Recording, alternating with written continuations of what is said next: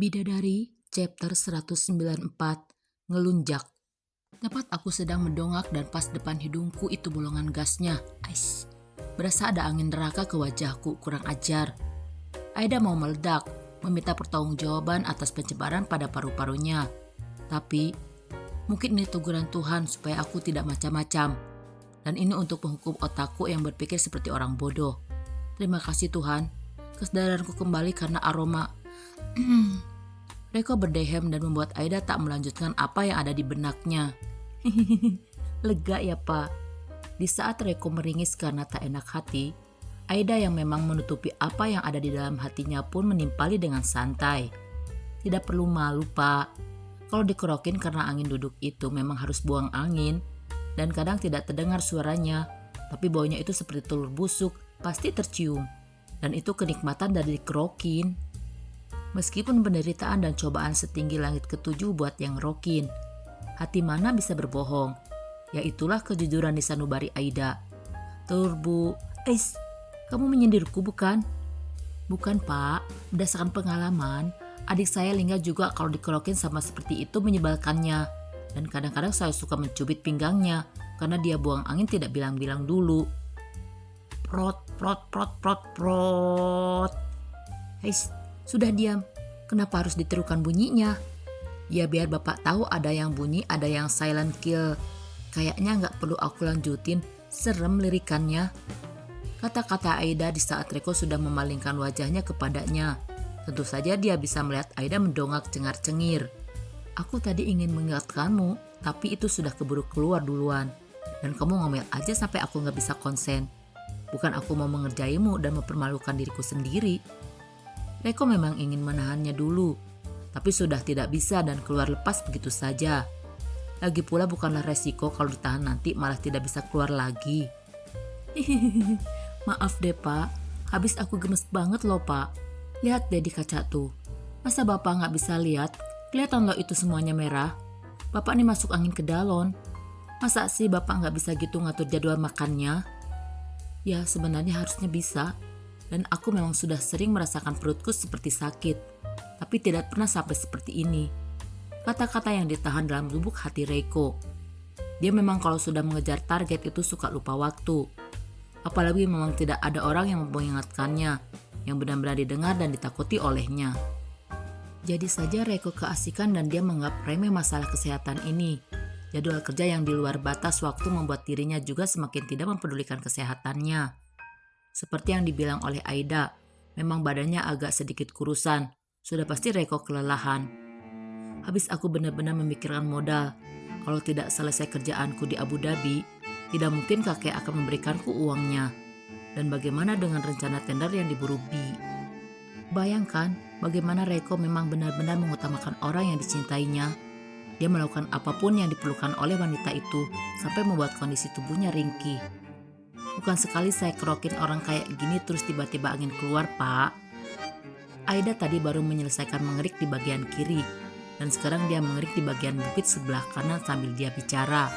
Setelah obrolan tadi hening untuk beberapa detik, dan Reko memang sedang fokus pada pikirannya sendiri. Ya mau gimana, itu kan memang reaksi tubuhnya, tapi sekarang coba Bapak rasa perutnya udah gak sakit banget kayak tadi kan? Ini perutku kayak kosong. Terus lebih ringan dan masih ada perihnya. Tapi aku udah bisa berdiri tegak. Reko juga baru kepikiran soal ini. Ngejauh dulu, aku mau buang angin. Buang aja Pak, enggak apa-apa. Memang kalau dikerik di sini pasti buang angin terus Pak. Kamu yakin? Reko masih tak enak hati. Jangan ditahan Pak, nanti sakit lagi. Tapi benar juga yang dibilang Aida karena dia tak mungkin menahannya. Karena itu, maaf ya. Reko bicara memang sambil membuang gas itu keluar, tapi sekarang ada bunyinya dan ini benar-benar seperti melegakan perutnya. Untung aku bisa menahan napas dulu, bisik hati Aida. Namun dia tak mengeluh lagi karena mengingat sesuatu juga. Aku buang air besar di depannya dan aku pun juga buang angin. Dia tidak mengeluh dan tidak menggerutu padaku. Itu menghangatkan di dalam hati Aida, sesuatu yang membuat dirinya bisa bernapas biasa lagi dan tidak marah pada Reko. Justru bicara, "Ndak apa Pak, sekarang perutnya dipegang sudah kempes dan ndak kembung, ndak keras lagi kan?" Tanya yang membuat satu tangan Reiko yang tadinya memang memegang kencang pada rak buku itu bergerak menekan perutnya sendiri. Otot-otot tubuhnya memang kencang, tapi tadi itu tidak bisa ditekan dan kaku seperti balon yang terisi gas sangat banyak di dalamnya. Ini kempes, udah gak sakit ditekan. Aku bisa menegakkan tubuhku, sudah tidak terlalu sakit lagi dan gak seperti tadi rasanya. Nah, alhamdulillah lah Pak. Memang begitu reaksinya. Itu masuk angin, tapi kalau gas yang di dalam perut yang bikin melit itu sudah keluar, Bapak akan lebih enak perutnya, seperti sekarang. Nih, saya sebentar lagi juga akan selesaikan ini. Bapak minum aja dulu sisa teh hangatnya ya. Habis ini saya segera ke bawah buatkan Bapak makanan. Aida bicara sambil menorehkan minyak di garis terakhir yang akan dikliknya. Dia sudah lebih biasa, tidak seperti tadi yang hatinya tak tenang. Kalau sudah begini, makan pun juga nggak akan muntah Pak. Tapi kalau ini anginnya nggak dikeluarin, Bapak makan malah makanan itu semuanya nanti keluar lagi sama anginnya. Aida menjelaskan seperti yang tadi dia jelaskan di awal. Membuat Reiko tak tahu apakah dia ingin menangis atau tertawa mendengar semua yang dijelaskan oleh Aida. Maaf ya, aku jadi ngerepotin kamu. Bahkan pikirannya tak berani memikirkan apapun soalan ini. Dan dia memilih mengutarakan kalimat sederhana itu sambil mengosongkan pikirannya. Ya apa-apa kok Pak, hitung-hitung saya lunasin balas budi saya karena dulu Bapak juga ngerawat saya waktu saya sakit. Kata-kata yang membuat Reiko melirik pada Aida yang sudah berdiri karena dia sudah selesai menuntaskan tugasnya di sana. Ini belum impas. Sayangnya Reiko dengan semena-mena menggelengkan kepalanya, lalu mengatakan kalimat itu membuat Aida mencebik menatapnya. Kamu jangan ngomel dulu, protes Reiko. Aku sakit berapa jam? Kamu sakit berapa jam? Berapa hari aku menjagamu? Dan berapa hari kamu menjagaku? Ini gak ada seharian. Heis, orang ini curang sekali. Harusnya dia menghitung juga siapa yang membuat luka di kakiku itu. Dan memangnya aku membuat dia sakit perut? Kan dia sendiri yang membuat dirinya sakit perut toh. Tapi percumalah, aku berdebat. Otaknya sudah mulai konslet lagi sepertinya. Dan aku pasti akan kalah lagi. Aida yang perlu perhitungan, dia akhirnya mengangguk-anggukan kepalanya. Iyalah, terserah Bapak. Aida tersenyum pada Reiko. Tapi nanti kalau sudah impas, Bapak kasih tahu saya ya, supaya saya tahu saya tidak ada utang lagi sama Bapak. Aida pun menimpalinya dengan sesuatu yang elegan juga. Dia tak peduli, yang penting dia sudah menolong Reiko sekarang. Setidaknya ini memberikan rasa tenang di dalam hatiku. Setelah 2 bulan aku terus merasa bersalah padanya. Nah, sudah Pak semuanya. Sebentar, saya borehin dulu minyak hangatnya ya Pak. Bapak sudah bisa tiduran belum? Sudah sih. Sini, saya bantu Bapak ke kursi. Tapi celana Bapak naikin dulu yang belakang. Buka semua, turunin. Aku nggak mau pakai ini.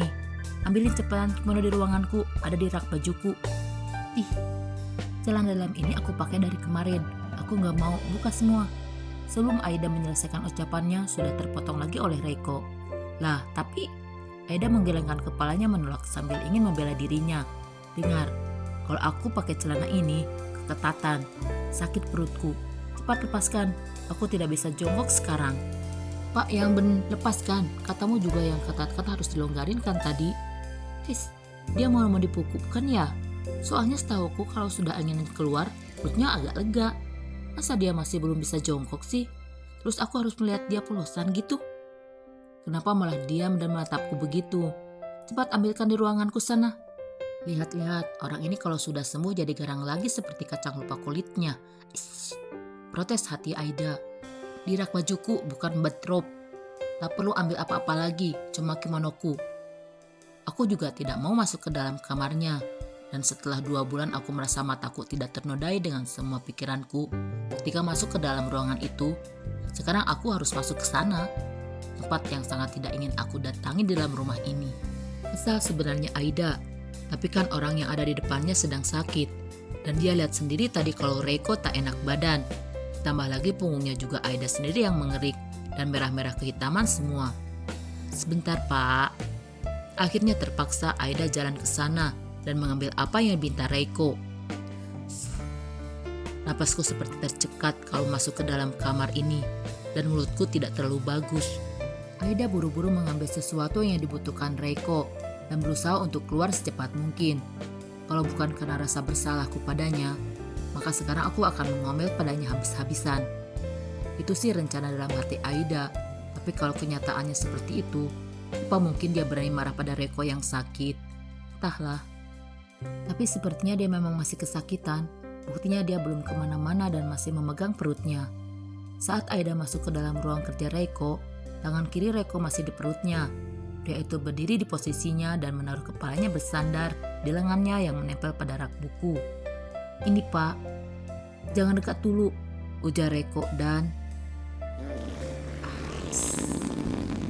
masih lega itu, sudah bisa keluar angin begitu. Benar-benar dia menyimpan angin sebanyak apa sih di perutnya? Aida yang sudah mau marah jadi tak tega. Pas suaranya kencang begini aromanya tidak sebusuk saat tidak ada suaranya. Bahkan hampir tak ada bau. Sabarlah, dia sedang sakit, pikir Aida. Aku cukup berdiri di belakangnya. Dengan begitu, aku tidak perlu melihat apa yang ada di depannya dan segera mungkin memakaikan kimono ini padanya. Seru Aida. Dia mencoba bersabar dan menarik sesuatu yang masih di posisi yang sama itu ke bawah. Mengangkat satu persatu kaki Reko, sehingga dia bisa mengeluarkan celana panjangnya juga celana ketat tadi. "Pakai ini Pak kimononya. Saya sudah bawakan yang Bapak butuhkan, dan silahkan pakai Pak. Nanti habis itu saya boreh minyak di belakangnya biar lebih hangat dan anginnya keluar semua. Sambil Bapak nunggu saya siapkan makanan." Beruntung Reko karena keadaannya ini, Aida jadi tak minat untuk marah-marah padanya. "Lepaskan celanaku dulu, cepat." Masih permintaan yang sama yang diberikan Reko yang membuat Aida sebenarnya kesal. Aida masih ada di punggung Reko dan dia menyerahkan kimono itu dengan tangan kanannya. Tidak sama sekali bergerak ke kanan dan kiri Reko. Bahkan menjaga pandangan matanya supaya tidak melihat bagian yang tak mau dilirik olehnya. "Katamu tadi ingin borehin dulu minyak hangat kan? Nanti saja pakainya dan bantu aku ke kursi sana." "Hah? Bapak ini baru pulang belum ada 24 jam? Sudah mengotori mata saya saja. Pakai kimononya dulu Pak. Masa ya bagian depan Bapak mau dibuka gitu di hadapan saya?"